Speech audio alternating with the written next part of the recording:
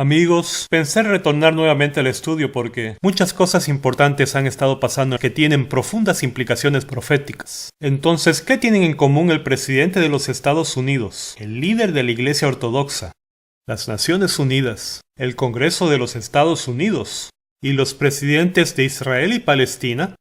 Bien, en los últimos meses, todos ellos han sido visitados por el Papa Francisco, el líder de la Iglesia Católica. ¿Saben, amigos? Parece que muy pocos cristianos hoy en día recuerdan por qué protestaba la Iglesia protestante. Déjenme explicar. Esos han sido 2 años realmente importantes para la Iglesia Católica. Comenzando por la sorpresiva dimisión de Benedicto XVI, aludiendo como razones problemas de edad y de salud. Pero muchos se preguntan si no hay algo más en esta historia. Así, el 13 de marzo de 2013, mientras el mundo observaba maravillado que saliera humo blanco de la chimenea de la Capilla Sixtina, un cardenal argentino, Jorge Bergoglio, fue electo papa. Eso no fue solo significativo para los 1.200 millones de católicos que viven en el mundo, ya que él es el primer papa de América y el primero en ser llamado Francisco. Pero lo que es especialmente alarmante para los protestantes es que este aparente hombre humilde es el primer jesuita que es electo papa. Yo pienso que esto tiene profundas implicaciones. Saben, Lutero, Calvino, Zwingli, Knox, Jonathan Edwards, Matthew Henry, Alan Clark, solo por nombrar algunos, todos ellos identificaron a la Iglesia Católica Romana como la bestia de Apocalipsis 13 y al papado como el anticristo. Durante la Reforma, miles de católicos retornaron a las Escrituras y descubrieron la verdad acerca de Jesús. Desafortunadamente hoy en día, la mayoría de los protestantes y evangélicos tienen una amnesia histórica. Todos han olvidado el gran significado de estar separado del catolicismo. Pero no me malentiendan, el Papa Francisco puede ser una persona absolutamente maravillosa. Me gustaría conocerlo. Yo apoyo su modestia y su posición conservadora en muchos asuntos. Y por lo tanto, espero encontrar a millones de ex católicos y católicos actuales en el cielo. No estamos hablando del carácter propio de cada persona, sino de la visión oficial del catolicismo, referente a las Escrituras. Por ejemplo, veamos la afirmación del Papa que declara ser Dios en la tierra. El Papa León XIII dijo: "Ocupamos en esta tierra el lugar del Dios Todopoderoso". Esta declaración es muy perturbadora. Así que déjenme darles un ejemplo acerca de lo que estos interesantes titulares son.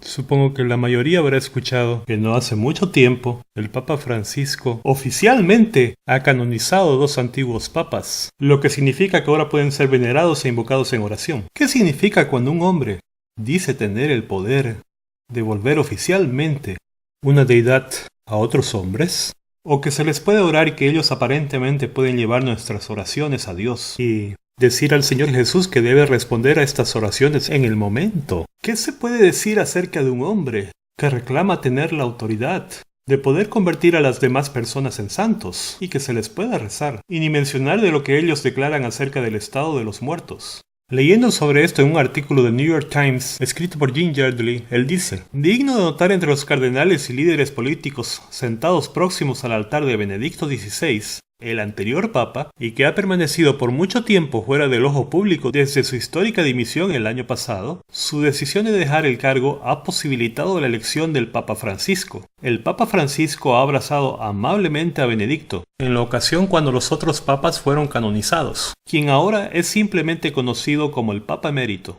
Para Francisco, quien se ha convertido en una importante figura mundial en apenas un solo año como papa, la ceremonia de canonización le ha brindado la oportunidad de enfatizar su amplia agenda de tratar de unir a las diferentes facciones católicas, preparándose así para los 2 más grandes eventos venideros, en los cuales el prelado espera discutir algunos de los problemas sociales más contenciosos que la Iglesia Católica debe afrontar. Los 2 anteriores papas son íconos que representan diferentes corrientes dentro de la Iglesia, y al canonizarlos juntos, Francisco ha hecho una declaración política, así como religiosa.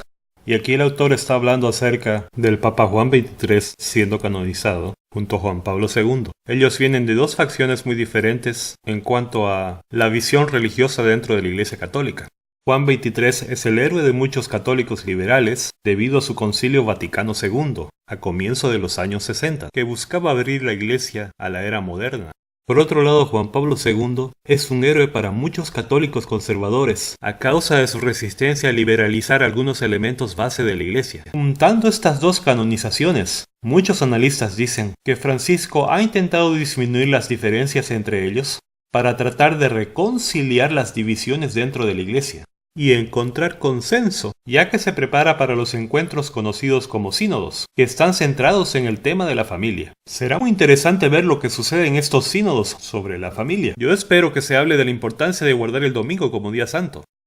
Más de 5.000 sacerdotes y de 1.000 obispos, líderes y otros dignatarios de más de 90 países unidos a la multitud. El espectáculo fue emitido a todo el mundo.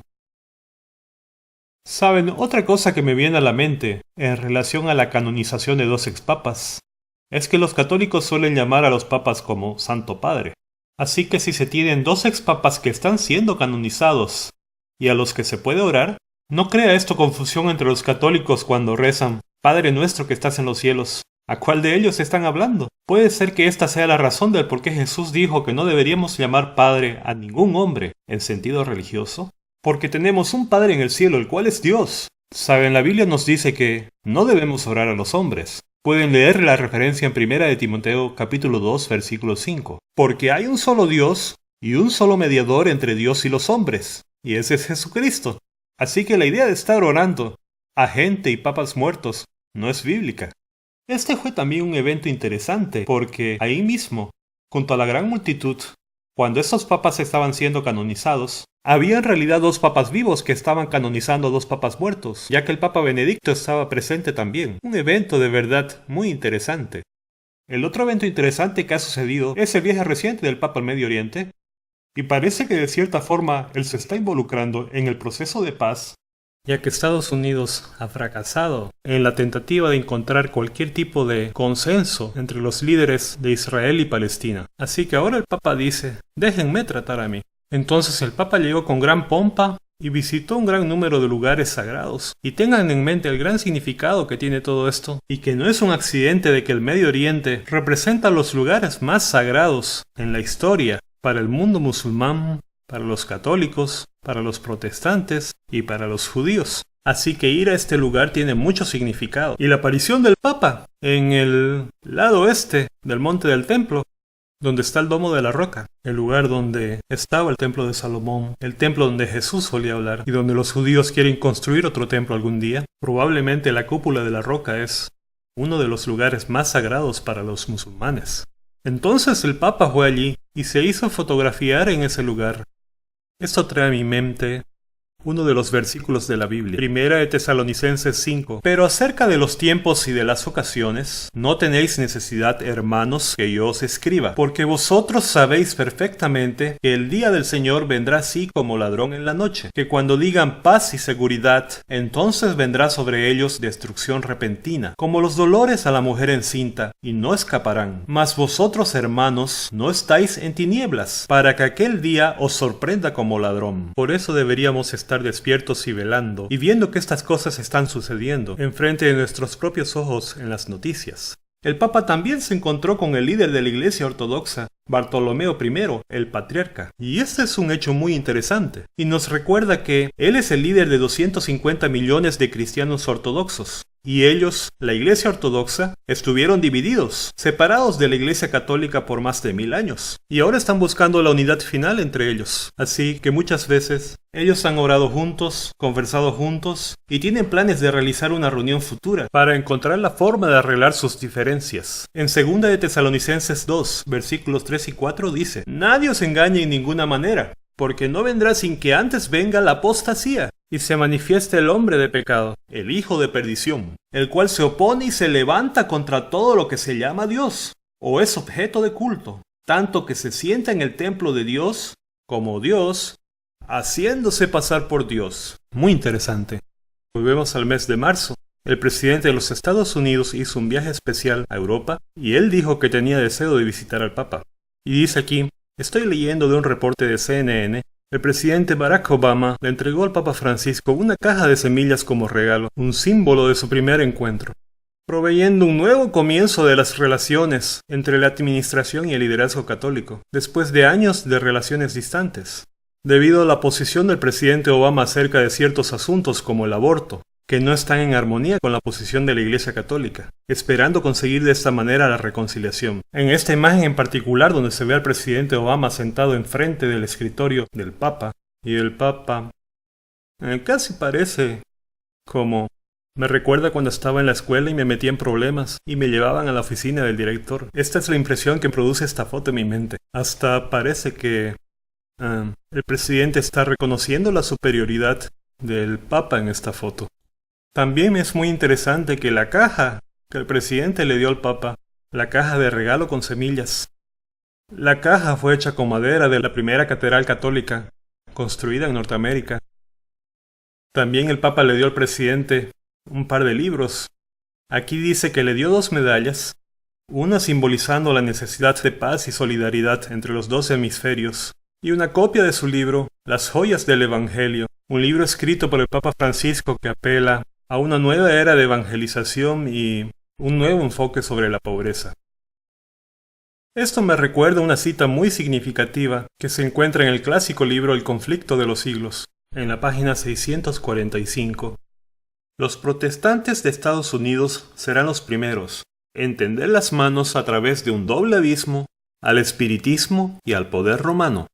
Y bajo la influencia de esta triple alianza, ese país marchará en las huellas de Roma, pisoteando los derechos de la conciencia. Poco a poco se ve que se le está dando más credibilidad y más reconocimiento a la Iglesia romana. Ahora conecten estos eventos con algo más que pasó aproximadamente hace un mes. El Papa se encontró con los líderes de las Naciones Unidas. Francisco escogió una reunión entre toda la gente con los oficiales de las Naciones Unidas para endosar lo que él llama una legítima redistribución de los beneficios económicos por el Estado, así como una cooperación indispensable entre el sector privado y la sociedad civil. El autor de este artículo fue un poco osado y dice, pareciendo sancionar lo que llega a ser una redistribución forzada, Francisco lamentablemente cedió su autoridad como líder religioso y se convirtió en lo que parece ser un político de sotana. Saben, el Apocalipsis menciona que este poder del anticristo, quien quiera que pueda ser, tiene que regir la economía, porque se llegará a un punto en que no se podrá comprar ni vender, a no ser que se reciba la aprobación de este poder. Por esto pienso que esto es interesante también. Entonces, si se junta esto con otro evento que sucedió hace un mes atrás, cuando el vocero del Congreso John Boehner envió una invitación al Papa Francisco para dirigirse al Congreso americano, senadores y diputados. No solo le envió una invitación especial, ya que es la primera vez en la historia que esto sucede, y no fue solamente apoyado por los republicanos, sino también por los demócratas. Nancy Pelosi, quien es la líder demócrata de California, estaba muy contenta en unirse a Boehner y hacer esta invitación, agregando que ella estaba inspirada por el mensaje de paz, compasión y hermandad que viene del Papa Francisco.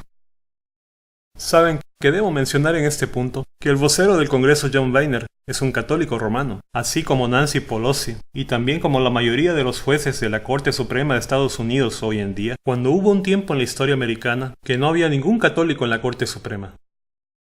Bueno amigos, parece que más y más está pasando, y vemos que este es un papa muy ocupado, quien está haciendo todo lo posible para tratar de posicionarse a sí mismo en el centro de la atención mundial, como un líder en las finanzas, un líder en la economía, un líder en la política y un líder en asuntos espirituales. Y ciertamente la profecía se está cumpliendo. Todo el mundo se está maravillando siguiendo a la bestia. Es por eso que Ellen White escribió en el libro El conflicto de los siglos, página 621, las iglesias protestantes se hallan sumidas en grandes tinieblas, pues de lo contrario discernirían las señales de los tiempos. La iglesia romana emplea toda clase de estratagemas para extender su influencia y aumentar su poder, mientras se prepara para una lucha violenta y resuelta a fin de recuperar el gobierno del mundo, restablecer las persecuciones y deshacer todo lo que el protestantismo ha hecho. Amigos, si parezco entusiasmado es porque muchas cosas están sucediendo. No recuerdo antes haber visto tantos eventos aconteciendo en una secuencia tan rápida que parecen tener tanta importancia profética.